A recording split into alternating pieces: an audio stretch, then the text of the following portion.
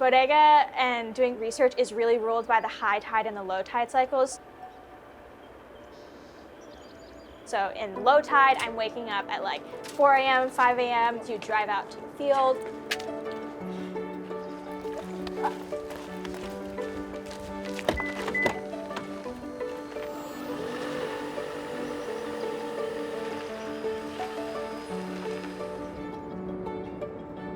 I am a fourth-year environmental science major, and here at Bodega, I'm studying seagrass wasting disease on our eelgrass in Bodega Bay and Tomales Bay.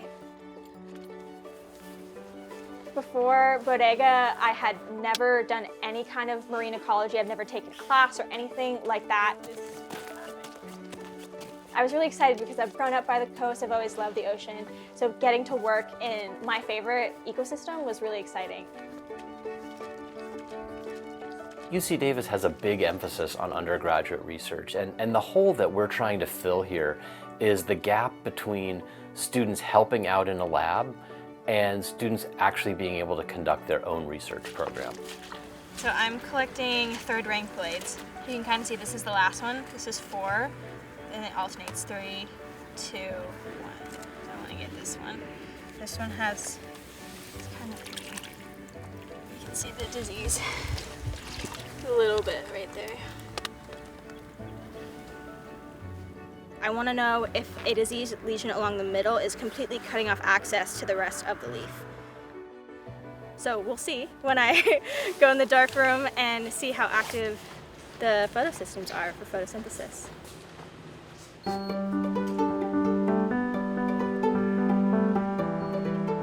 The Bodega Marine Lab is a really fantastic place for students to become literally immersed in research.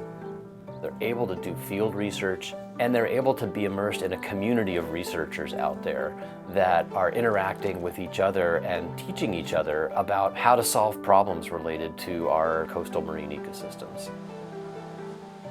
Broadly, my research this summer is focused on a newly identified species of non-indigenous anemone. I'm really interested in how their reproduction works across their range, and then I'm also interested in how they're interacting with the native species of anemone here.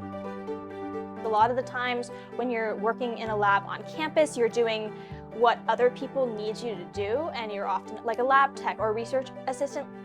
Here you are the researcher, and I think that's really valuable. At the tanks, I have 2 experiments going on. The first experiment is a growth experiment. So I have a bunch of eelgrass plants and I'm seeing how they grow as I manipulate them.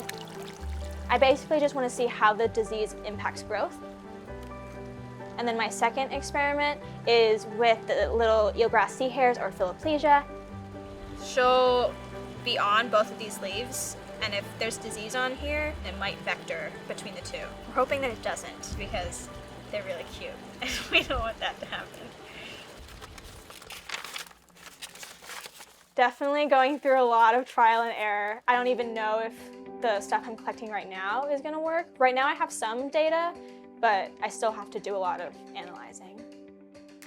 Research can be a really frustrating process, and I think that's really important for our students to know, and it's important for our faculty to be mentoring the students to tell them that, you know what, that's normal. That's how research works. Like, it's almost never going to work the first time you try it. The community has been incredibly essential to me in continuing to persist through different challenges. It's really nice to be able to go back to our dorms at night. We're sitting around the kitchen table and we're all like, oh, well, my thing didn't work today. And then somebody else is like, well, my thing didn't really work out either. So I think it's really good encouragement to keep ourselves going.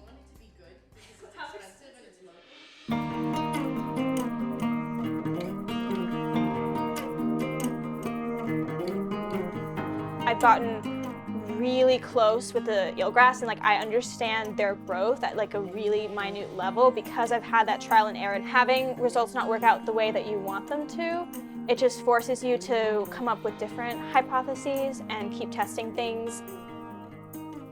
The whole process is just a really valuable learning experience.